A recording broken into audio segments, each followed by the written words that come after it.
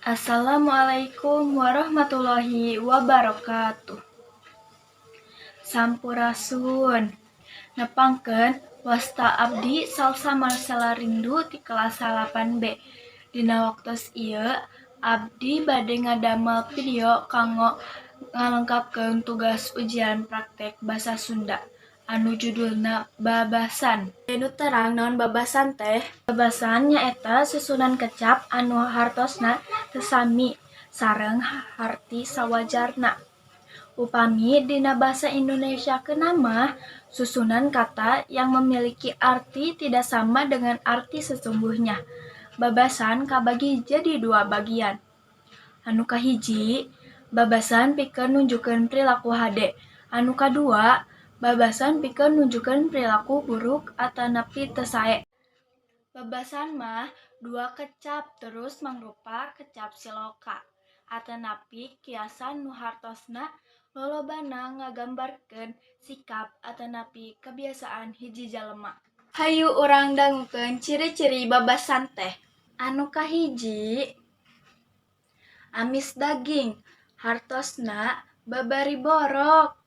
Anu kadua, amis budi, anu hartosna someah darehdeh mun nyarita sok barung jeung seuri. Nu katilu, ayem tentrem, hartosna seneng hate, teu boga kasieun, atanapi kahariwang. Anu kaopat, babalik pikir, hartosna sadar dina kasalahan.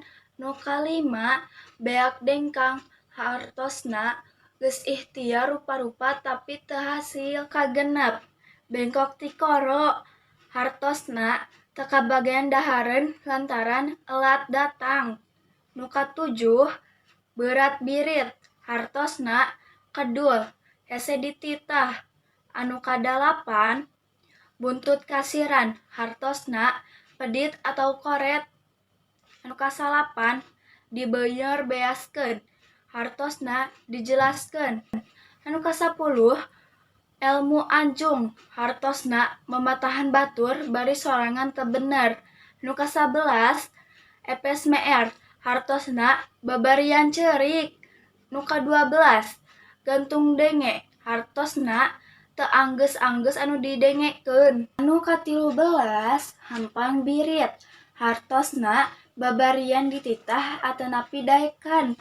Anu kapatbelas, getas harupateun, hartosna babari nuduh atanapi ngahukum. Nu ka-15, gurat batu, hartosna mawa karep sorangan.